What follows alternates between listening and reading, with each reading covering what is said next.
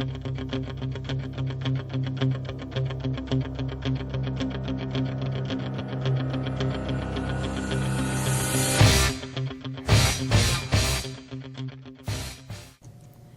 to Eye on the Tigers News. I'm Ashley Clement. Thanks so much for being with us today for the news we've been watching for you.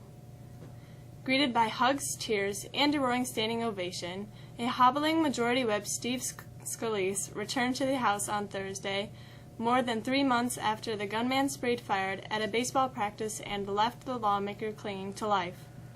Scalise limped into the chamber on crutches, wearing sneakers, smiling broadly, and blowing kisses in his first public appearance since the June 14th shooting.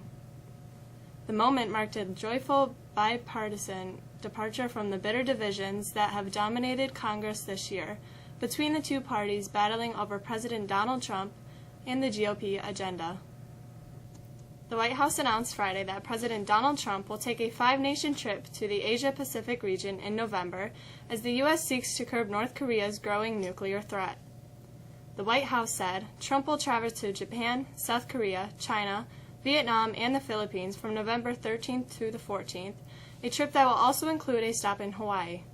It will be Trump's first visit to the region as president, and it comes as North Korea moves closer to its goal of having nuclear-tipped missile that could strike the U.S.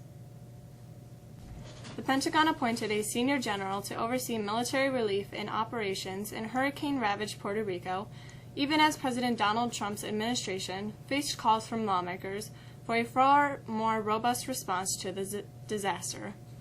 The U.S. territory of 3.4 million people is reeling from Hurricane Maria, which struck on September 20th as the most powerful storm to hit the island in nearly 90 years, causing widespread flooding, completely cutting power, and heavily damaging homes, roads, and other infrastructure.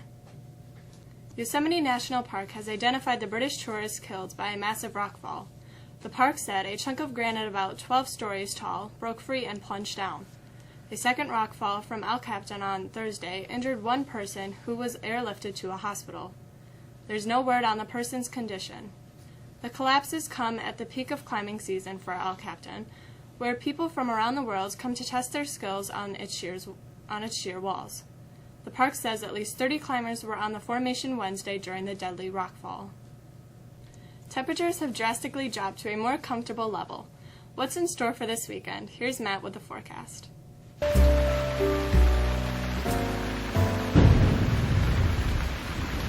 Clouds quickly gave way to some sunshine this morning, before another system came in, bringing clouds and a chance for showers Friday evening. Temperatures will dip down into the low 40s tonight. Saturday, our weather calms down again, with sunshine and temperatures in the low 60s.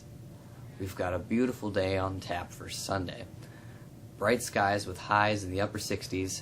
As we move into next week, we're expecting a return to some warmer than normal temperatures. We could be in the 80s again for Tuesday and Wednesday. That's our forecast. Have a great weekend. I'm Matt. The Packers were all over the Bears last night to begin Week 4 of NFL season. Here's Jolie with the rest of the NFL schedule.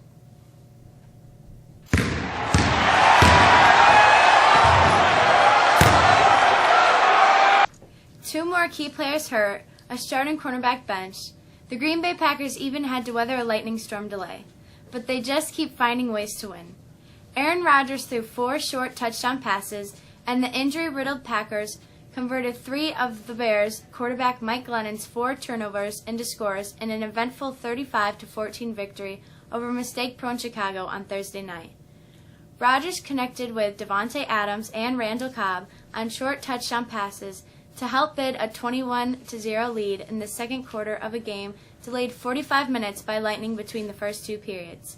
The Packers overpowered the Bears down the stretch to slog out a win as intermittent rain fell at Lambeau Field. The 2-1 Bills head to the undefeated Falcons on Sunday, while winless Giants head to Tampa. The Jets host Jacksonville. Other key matchups include Oakland takes on the Redskins, while the Patriots and Panthers meet in New England. The Syracuse Orange will travel to NC State Saturday. Kickoff is at 12:30 and can be seen locally on the CW6. A Louisiana high school is ordering student athletes to stand during the national anthem. echoing Donald Trump's calls to prohibit athletes from standing or kneeling in protest.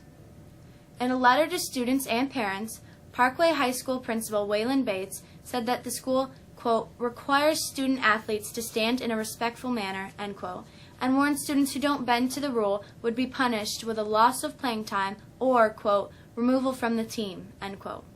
Several NFL teams have already publicly stated that they will stand for the anthem. Barry Bonds, Sammy Sosa, Mark McGwire, Roger Maris, Babe Ruth, and now Giancarlo Stanton. The Miami Slugger homered twice to become the sixth player to reach 59 in a season, and the Marlins opened the last series of Jeffrey Loria's tenure as owner by beating the Atlanta Braves 7-1 on Thursday night. This is the last weekend of the regular season, with the playoffs beginning on Tuesday.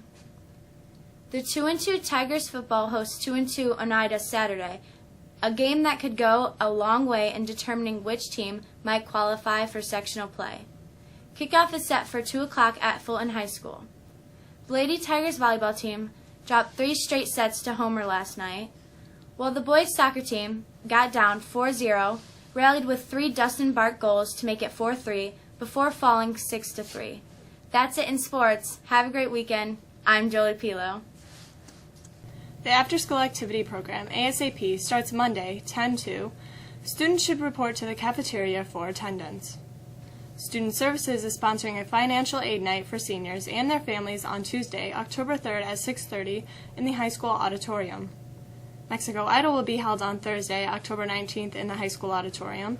Applications can be picked up from Miss Washburn in the chorus room. Auditions will be held on Tuesday, October 10th in the chorus room. That's all for us this week. Thanks again for making us part of your day. We're back here again on Tuesday. For the staff of Eye on the Tigers News, I'm Ashley Clement. Have a great weekend.